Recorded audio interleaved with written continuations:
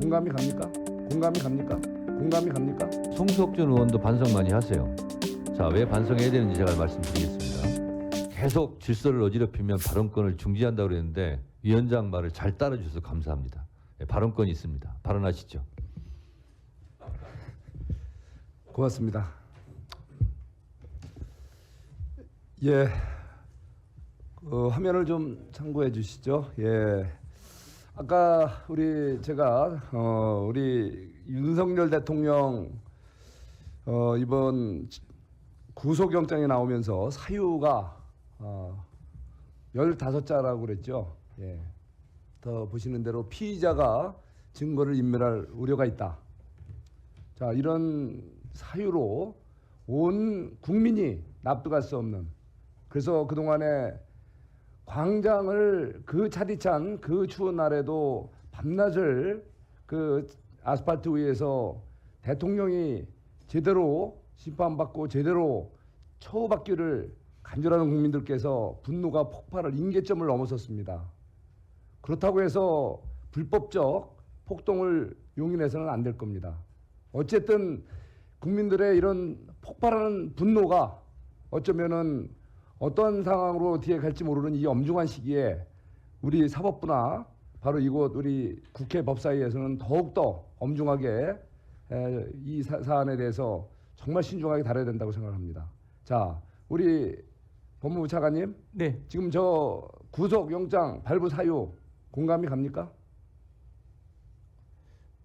기본적으로 저 증거인멸 우려, 도주 우려가 구속의 사유가 되는 건데, 통상적으로 보면 영장을 발부할 때 이 세부적인 내용을 쓰지 않는 게 그동안 법원의 관례이긴 합니다. 그래서 그 오른쪽에 있는 영장 기각 사유와 비교해 봤을 때 어떤 이유로 발부된 것인지가 요 한 문장 가지고는 명확하게 납득하기 어려우면 있을 수는 있는데, 그동안 법원 관례에 비춰봤을 때 사실 세세하게 이유를 쓰지 않는 그런 점 비춰보면 이 부분은 또 여러 가지 사항도 또 고려할 필요가 있다고 생각합니다. 자, 반면에 그 이재명 대표 영장의 신청 그거 기각시키면서 저 나온 그 사유는 저렇게 장문의 문장에서 여러 가지 나오지 않습니까? 이거는 이해가 가십니까? 두 개 비교했을 때 납득이 갑니까?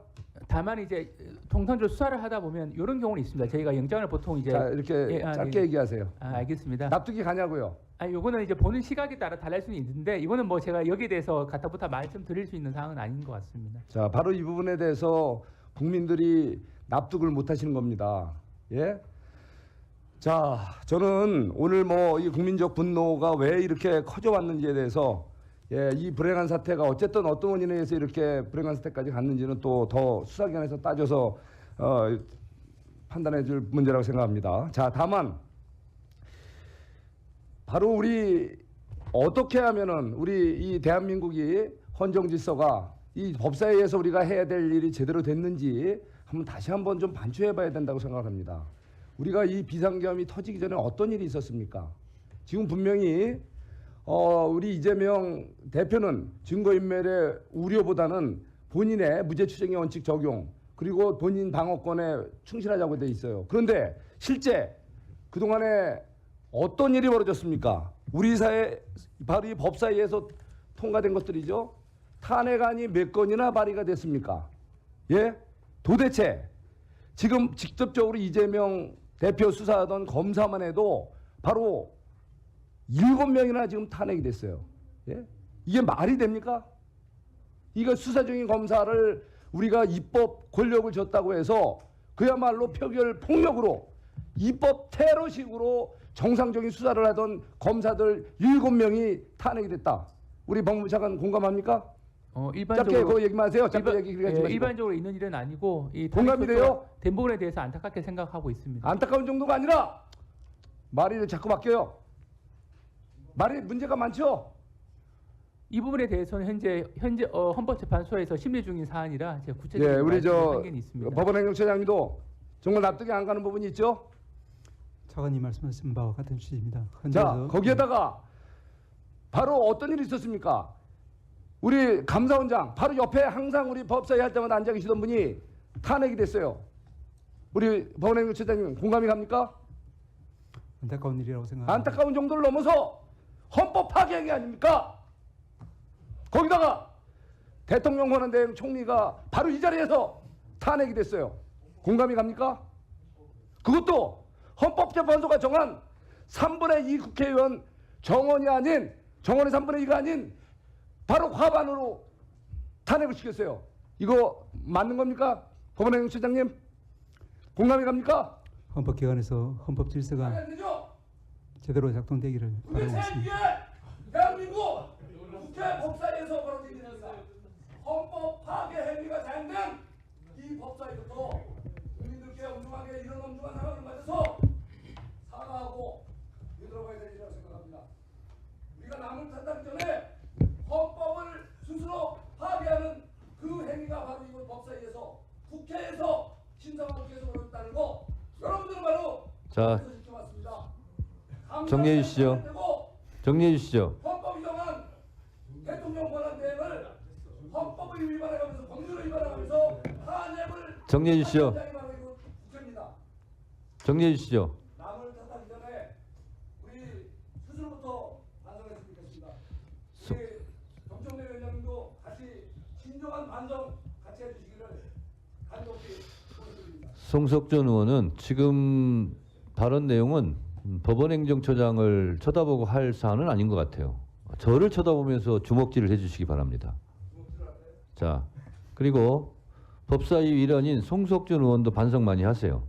자, 왜 반성해야 되는지 제가 말씀드리겠습니다. 법사위 얘기가 나왔으니까 법사위를 대표하는 위원장한테 지금 주먹질을 했다고 저는 생각하기 때문에 제가 말씀드려야 되겠습니다. 조용히 하세요. 자, 박준태, 곽규택 의원 등등이 검사 탄핵 조사 청문회 때 이런 얘기를 했어요. 왜 여기서 조사를 하냐? 차라리 본회의에서 그냥 빨리 의결해 버리지. 그런 얘기 한 적 있습니까? 없습니까? 아니, 얘기 들어보세요.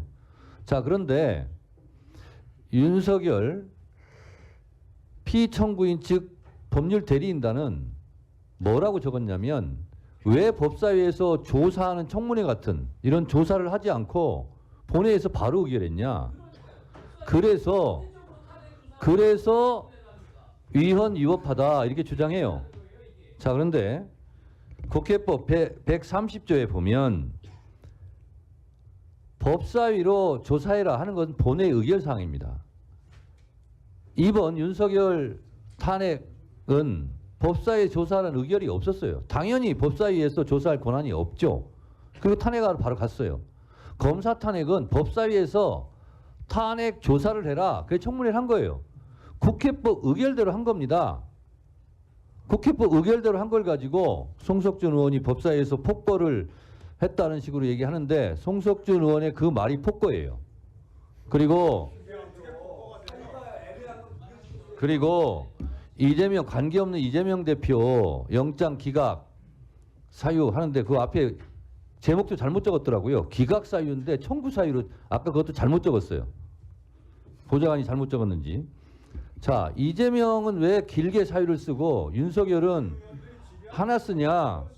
그러면 윤석열에 대해서도 저도 길게 쓰는 거 저도 찬성해요. 피의자가 증거인멸할 우려가 있다 이렇게 해서 한 줄 적었는데 한 100줄 적었으면 좋겠어요. 범죄행위 다 적어놨으면 좋겠어요. 그걸 안 적은 것이 저는 유감입니다. 그래서 말할 것을 하고 주장할 것을 주장을 하시기 바랍니다. 위원장의 의사진행 발언에 대해서 왜 평가해요? 유상범 간사는